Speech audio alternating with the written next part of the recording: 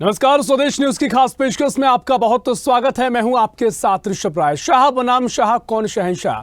जी हां, अमरवाड़ा विधानसभा सीट से कांग्रेस प्रत्याशी धीरन शाह इनावती के नाम पर आम सहमति के बाद कांग्रेस ने इसकी घोषणा की है। पूर्व सीएम कमलनाथ ने एक्स साइट पर धीरन शाह इनावती के अमरवाड़ा उपचुनाव के लिए कांग्रेस प्रत्याशी के रूप में चयन की औपचारिक घोषणा की और आंचल कुंड दरबार के सेवक सुखराम दादा के पुत्र धीरेन शाह इनावती का आदिवासी समाज पर काफी प्रभाव रहा है। हालांकि दूसरे नंबर पर जिला पंचायत सदस्य नवीन मरकाम भी थे, लेकिन वो पिछड़ गए। अमरवाड़ा उपचुनाव के प्रत्याशी की खोज में हलकान रही कांग्रेस ने प्रत्याशी ढूंढने में सफलता हासिल की है। धीरन शाह इनावती राजनीतिक पृष्ठभूमि से तो नहीं आते हैं, लेकिन आंचल कुंड दादा दरबार से जुड़े होने के चलते उनके आदिवासी वोट बैंक में गहरी पैठ बताई जाती है। बटका खापा सोसाइटी में वे सेल्समैन थे।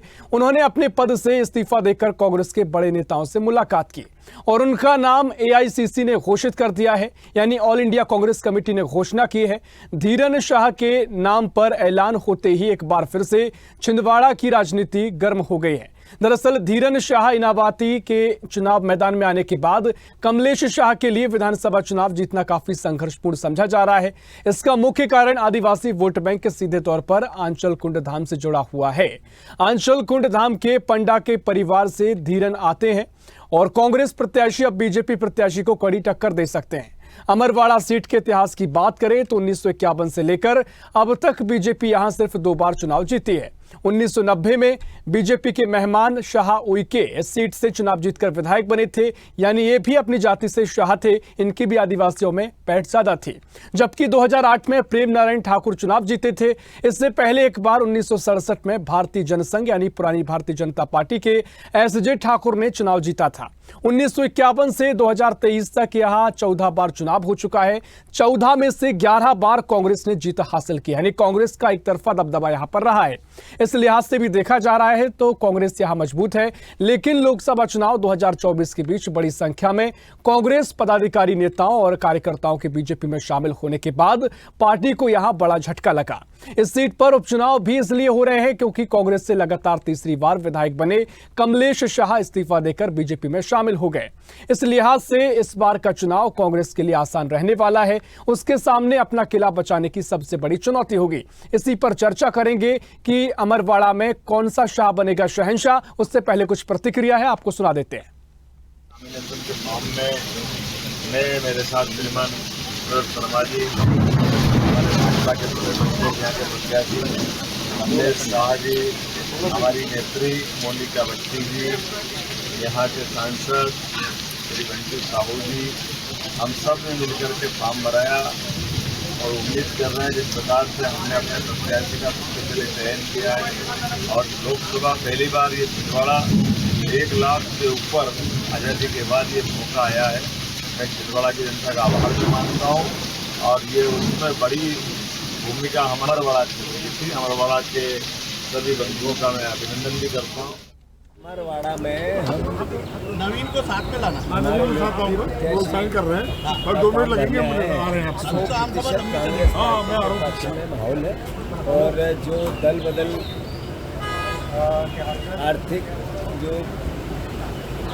लोग के कारण हमारे प्रत्याशी ने जो पिछला विधायक उसने किया था, उसका भी एहसास आम जनता में है। मैं मानता हूँ अच्छे भारी बहुमत से कांग्रेस पार्टी। कौन से वो मुद्दे हैं जिसको लेकर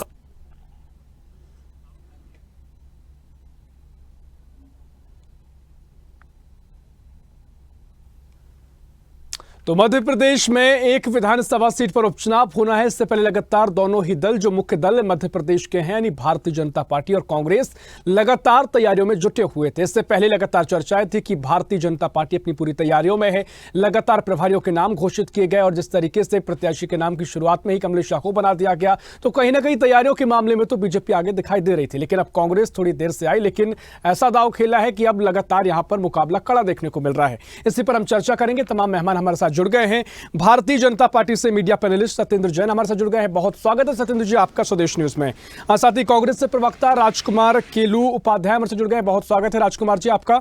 और मुक्ता पाठक सीनियर एडिटर हैं, वो हमारे साथ लाइव जुड़े हुए हैं। उनके साथ ही हमारे साथ सत्येंद्र जैन जी जुड़े हुए हैं। मुक्ता जी, सबसे पहले आप ही के पास आऊंगा और जो दर्शक इस पूरी डिबेट को देख रहे हैं वो जानना चाहेंगे कि किस तरह किस मुकाबला अमरवाड़ा में देखने को मिलेगा, क्योंकि शाह दोनों साइड से हैं और कौन शहंशाह होगा इसका इंतजार सभी को है। कांग्रेस ने देर से प्रत्याशी के नाम का ऐलान किया, लेकिन मुकाबला यहां कड़ा देखने को मिलेगा। क्या कुछ तस्वीर इस उपचुनाव में अमरवाड़ा से नजर आएगी? बिल्कुल सही ऋषभ, आपने कहा है कि देखिए कड़ा मुकाबला हो गया है। कांग्रेस ने देर ही की अपने उम्मीदवार को घोषित करने, लेकिन जब उम्मीदवार का उनका जो चयन रहा है वो बहुत सही रहा है, सटीक रहा है। देखिए एक टफ कंपटीशन अब हो गई है बीजेपी और कांग्रेस के बीच में। अभी हम देख रहे थे कि बीजेपी ने अपना उम्मीदवार घोषित कर दिया था, चूंकि वो कांग्रेस से बीजेपी में आए थे और पहले ही वो सीट जीत चुके थे, तो ये ऐसा लग रहा था जैसे बीजेपी एक एज पे है, उसके पास जो है वो उसकी सिचुएशन उसके फेवर में है। लेकिन अब आप देखिए जिस तरह से कल कांग्रेस ने डिक्लेयर किया है अपने उम्मीदवार को, उसके बाद अब लग रहा है जैसे एक कांटे की टक्कर है। लेकिन मैं यहां पे आपको एक बात बताना चाहूंगी कि देखिए जिस तरह से जो स्ट्रैटेजी बीजेपी ने अपनाई है इस लोकसभा चुनाव के समय में, जिस तरीके से उसने स्ट्रैटेजी अपना के बहुत एक्टिवली एग्रेसिवली चुनाव प्रचार करके जिस तरह से छिंदवाड़ा के किले को हम कह सकते हैं एक तरह से फतेह किया है, कमलनाथ का गढ़ रहा है वो। हालांकि डॉक्टर मोहन यादव हर वक्त कहते रहे कमलनाथ का गढ़ नहीं है, कमलनाथ का गड़बड़ है, लेकिन जिस तरह से लोकसभा में उन्होंने ये सीट को हथियाया है, हम मान सकते हैं कि इस बार भी इस उपचुनाव में भी बीजेपी उसी स्ट्रैटेजी पे काम करेगी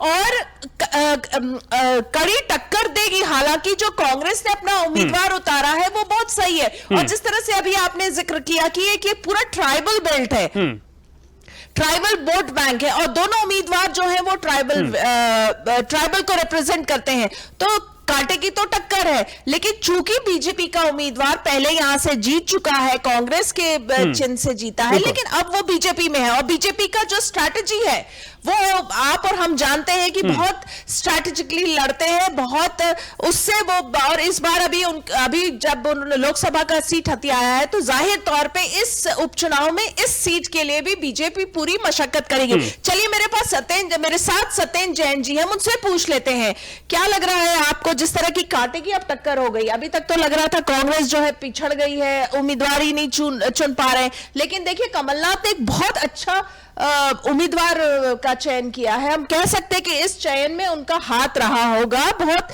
सही सटीक उम्मीदवार कांग्रेस ने उतारा है उपचुनाव में। आप क्या कहेंगे, बीजेपी क्या स्ट्रैटेजी अपनाएगी?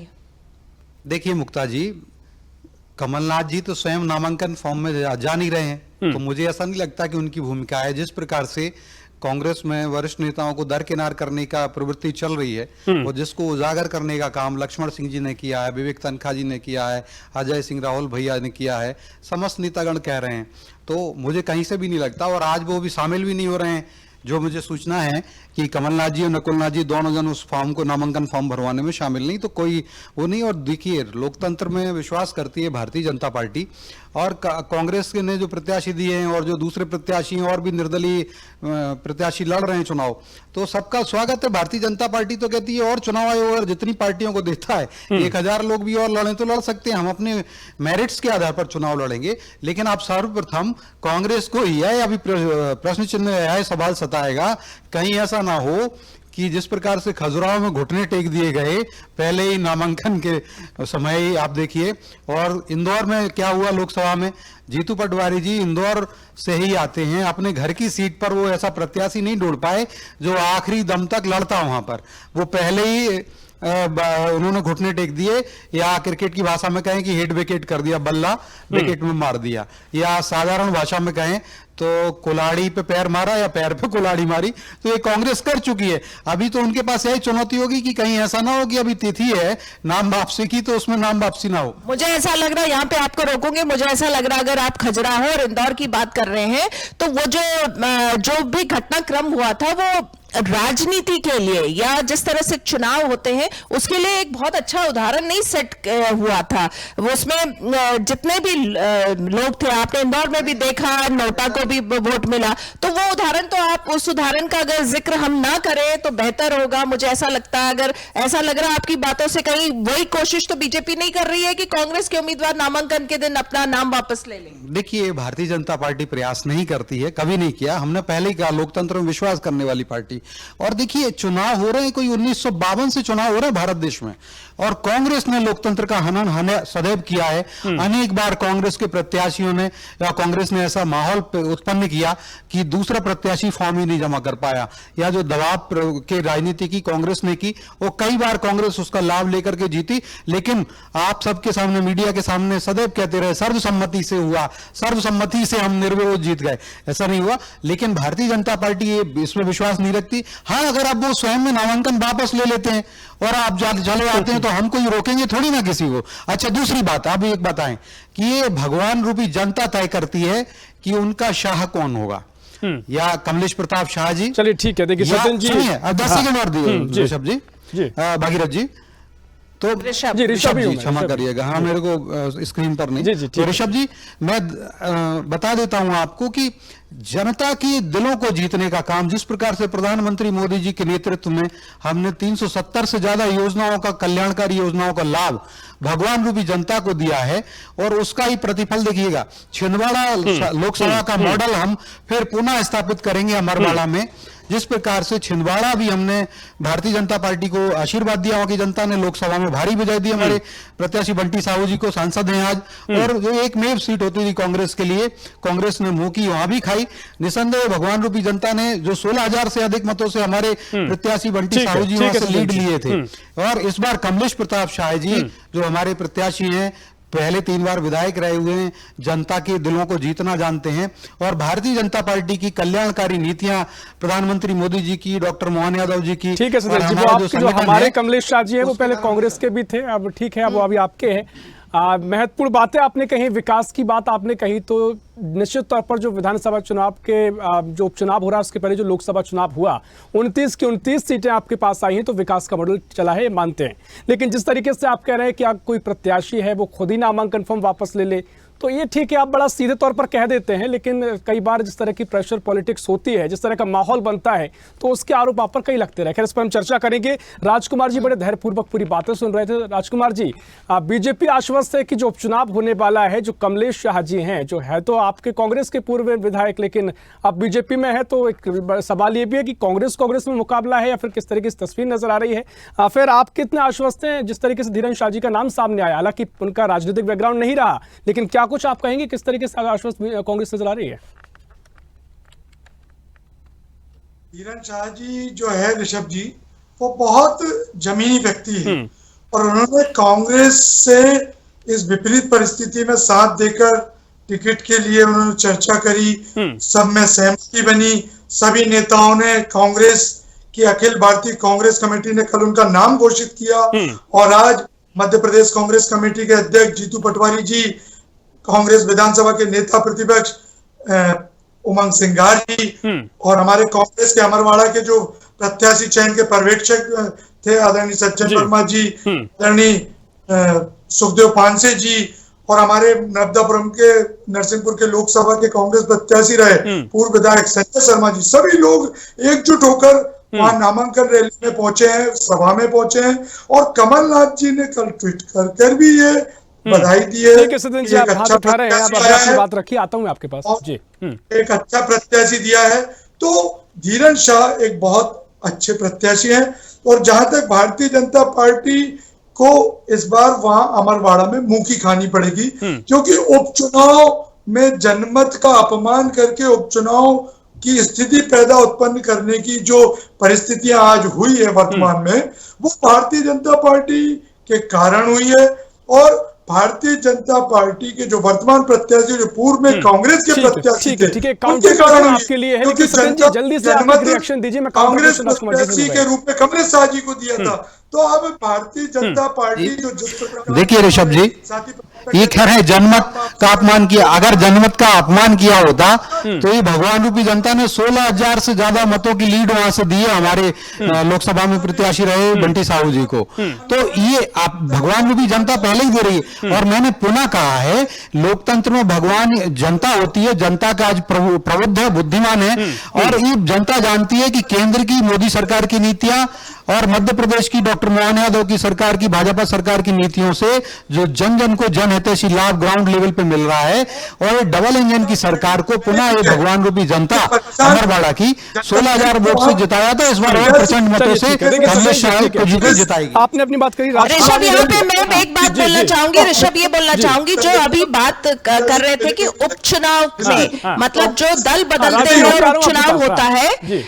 तो उसमें ऋषभ आपको ध्यान होगा 2020 का, जब ज्योतिरादित्य सिंधिया के साथ 22 विधायक और मंत्री गए थे कांग्रेस से बीजेपी में, और सत्ता जो पलटी थी, सत्ता परिवर्तन हुआ था, और उसके बाद जो उपचुनाव हुए थे उसमें आप याद होगा कि बहुत सारे, उसमें से अधिकांश विधायक और मंत्रियों को जनता ने दोबारा वोट दिया था जो कांग्रेस से बीजेपी में गए थे। तो ये कहना कि दल बदल करने के कारण कोई कांग्रेस के प्रत्याशी या बीजेपी के प्रत्याशी को नुकसान होगा, तो मुझे नहीं लगता है। बिल्कुल। देखिए राजकुमार जी, महत्वपूर्ण बात मुक्ता जी ने भी कही, क्योंकि वाकई में जिस तरीके से सत्येंद्र जी भी कह रहे थे कि जनता का मत ही सबसे महत्वपूर्ण होता है, और वाकई में जो उदाहरण सिंधिया जी के समय का था, वाकई में तमाम विधायक, अधिकतर विधायक सभी पूरे वहां जीते थे बीजेपी आने के बाद भी। लेकिन सवाल यह है कि जिस तरीके से हमने छिंदवाड़ा का जो चुनाव देखा, लोकसभा चुनाव, इससे पहले सुंदरलाल पटवा ने एक बार शिकस्त जरूर कमलनाथ को यहां पर दी थी, कमलनाथ के गढ़ को दी थी, डहाया था, लेकिन अब वो रिपीट हुआ है और बीजेपी उसमें कामयाब हुई है। दूसरी बात यह कि अब जब अमरवाड़ा की बात है,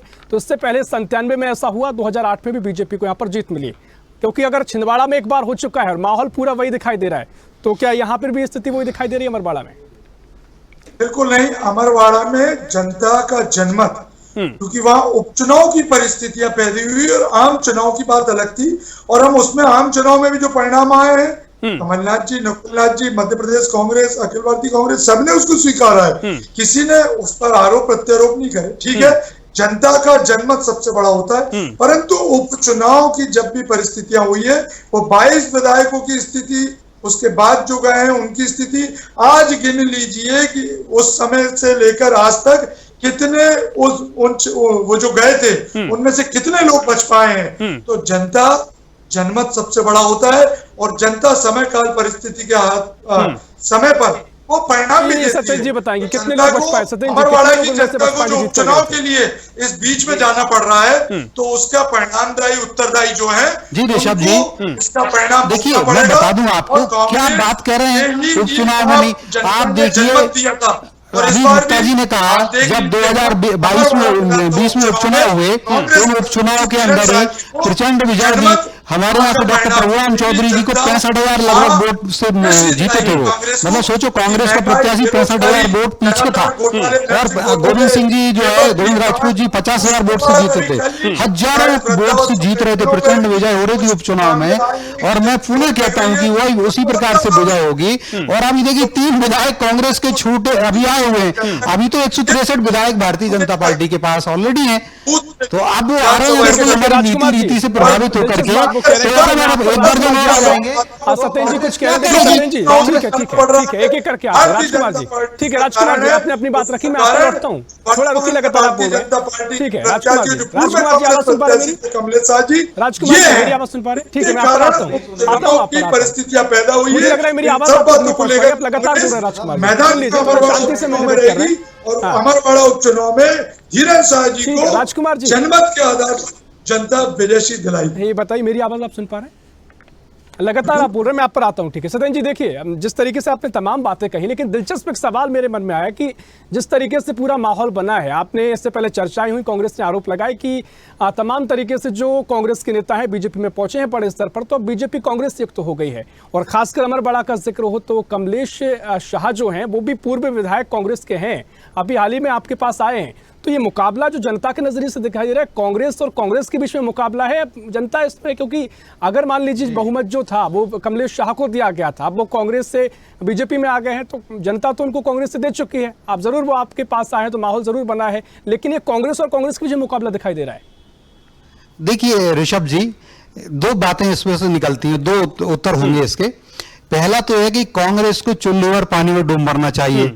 अगर कांग्रेस अपने उनके प्रदेश अध्यक्ष पटवारी जी या नेता विपक्ष उमंग सिंगार जी अपने विधायकों को नहीं संभाल पा रहे हैं, उनकी आंखों का काजल उनके विधायक चुरा के ले आए। अभी 3 विधायक, अभी 66 थे, अब 63 बचे हैं, ठीक है ना। तो ये चुल्लू और पानी में डूब मरने की स्थिति है कांग्रेस के लिए। और अब दूसरे, और अगर कोई देखिए अस्तो मां सदगमया तमसो मां ज्योतिर्गमया, मृत्यु और अमृतम गमया, हमारे यहाँ पुराणों में वेद में कहा गया है। तो जब किसी राजनीतिक दल को में नेता जो होता है, नेतृत्व करता है, विधायक हैं या नेता हैं, उनको अपने दल में अंधकार नजर आता है, असत्य नजर आता है, तो देखिए ये तो प्रकृति में मृत्यु नजर आती है। तो वो क्या है, असत्य से सत्य की ओर जाते हैं और अंधकार से प्रकाश की ओर जाते हैं, और मृत्यु से अमृत, उसके अनंत अमृत की तरफ जाते हैं, मृत्युंजयी होते हैं, तो अमृत की ओर जाते हैं। तो निसंदेह कोई सी भी अगर राजनीतिक दल के लोग हैं, वो हमारे भारत के ही तो सपूत हैं। अगर वो हमारी भारतीय जनता पार्टी की रीतियों से, सिद्धांतों से प्रभावित होते हैं, या जिस मार्ग पर, जिस पथ पर भारतीय जनता पार्टी की ओर से प्रधानमंत्री नरेंद्र मोदी चल रहे हैं, अमित शाह जी चल रहे हैं, जेपी नड्डा जी चल रहे हैं, हमारे प्रदेश अध्यक्ष शुभंकर अध्यक्ष वी शर्मा जी चल रहे हैं, मुख्यमंत्री मोहन यादव जी चल रहे हैं, अगर उस पर वो चल रहे हैं तो कोई भी आ रहा है तो सबका स्वागत में आऊंगा। ठीक है सत्येंद्र जी, आपने अपनी बात रखी। राजकुमार जी आपके पास आऊंगा। जिस तरीके से अब तमाम चर्चाएं जरूर है कि आप यहाँ पर कह रहे हैं कि मुकाबला कड़ा दिखाई देगा, संघर्ष यहाँ पर बीजेपी को करना पड़ेगा, लेकिन जो सत्येंद्र जी बात कह रहे हैं कि उन्होंने वो शब्द का यूज किया कि चुल्लू भर पानी में डूब जाना चाहिए कांग्रेस को। हालांकि मैं इस शब्द का उपयोग नहीं करूंगा, लेकिन जिस तरीके से स्थिति हमने देखी है कि विधानसभा चुनाव में जो स्थिति बनी, तमाम तरीके से मंथन हुआ कि आपकी जो इतनी बड़ी हार हुई, जबकि आपका मुकाबला अच्छा दिखाई दे रहा था। उसके बाद जो मंथन से कुछ नहीं निकला और परिणाम ये रहे कि लोकसभा में जो एकमात्र आपकी सीट थी वो भी गंवा दी। अब कैसे आपके जो कार्यकर्ता हैं वो आप पर भरोसा करें कि मध्य प्रदेश में उनको कुछ आपसे आस नजर आती है, क्योंकि इतने बढ़िया बढ़िया मौके आपको मिले और वाकई में अगर आपके ही विधायक बीजेपी में जा रहे हैं तो कांग्रेस की कमी है कि उनको नहीं रोक पा रही है। ये समय काल परिस्थिति, प्रशासन, सत्ता, धन बल, प्रशासन बल, इन सबका उपयोग भारतीय जनता पार्टी कर रही है लगातार 20 सालों से, और यही स्थिति बन रही है। तो जो डर, भय और दबाव में है, लालच में है, जिनको अपने आज अवैध खनन समय की कमी है, जो राशन माफिया है, जो देखिए कांग्रेस तो मातम पुरसी करती है, छाती कूट कूट के सदैव रोती रहती है। मैं तो पुनः आपके माध्यम से कहूंगा, इनको जनता बार बार जमीन दिखा रही है, और संजय इस बार भी अमरवाड़ा की जनता, हम जिस प्रकार से जन कल्याण के कार्य कर रहे हैं, अनेक 370 से ज्यादा योजनाओं का लाभ देकर के उस भगवान रूपी जनता का पूजन कर रहे हैं, अर्चन कर रहे हैं। निसंदेह हमारे भाई जो प्रत्याशी हैं कमलेश प्रताप शाह जी, उनके ऊपर पुनः बरसात करेगी वोटों की। जिस प्रकार से जब वो नामांकन भर रहे थे तो हमारे प्रदेश अध्यक्ष ने कहा कि इंद्रदेव, देवराज इंद्र भी प्रसन्न हुए, मेघराज इंद्र, और बरसात की उन्होंने, बारिश हुई और मौसम बिल्कुल शीतल कर दिया। इस प्रकार से भगवान रूपी जनता भी भारतीय जनता पार्टी प्रत्याशी के ऊपर अपने वोटों की बारिश करेगी, आशीर्वाद की बारिश करेगी और शीतल कर देगी, और फिर डबल इंजन की द्वारा जो विकास होगा उस विकास की गंगा और उस बहेगी। और आप देखिएगा कार्यकर्ताओं की मेहनत, हमारे नेतृत्व का मार्गदर्शन और केंद्रीय नेतृत्व का मार्गदर्शन और योजनाओं का लाभ, उसकी त्रिवेणी में डुबकी लगाएगी जनता। जिस तरीके से अपने अपने इनके दावे हैं, लेकिन क्या आपको दिखाई देता है कि अमरवाड़ा में जो कांग्रेस का मंथन रहा वो अब यहाँ पर कुछ बदलाव लेकर आएगा, या फिर जिस तरीके से कहीं ना कहीं जो स्थिति रही, हमने देखा कि लगातार अगर कमलेश शाह कांग्रेस से बीजेपी में आए हैं तो जनता ये समझती है कि वो कांग्रेस के व्यक्ति हैं, वो बीजेपी में आए हैं। जनता के भीतर एक क्लियर है कि हम तो कांग्रेस को अगर वोट देते हैं कांग्रेस को देंगे, या फिर कहीं ना कहीं बीजेपी ने जो स्ट्रेटेजी अपनाई है और लगातार अगर वो प्रभावित होकर विकास देखकर ही वो आए हैं तो जनता उन पर विश्वास जताएगी। क्या आप तस्वीर देख रहे हैं?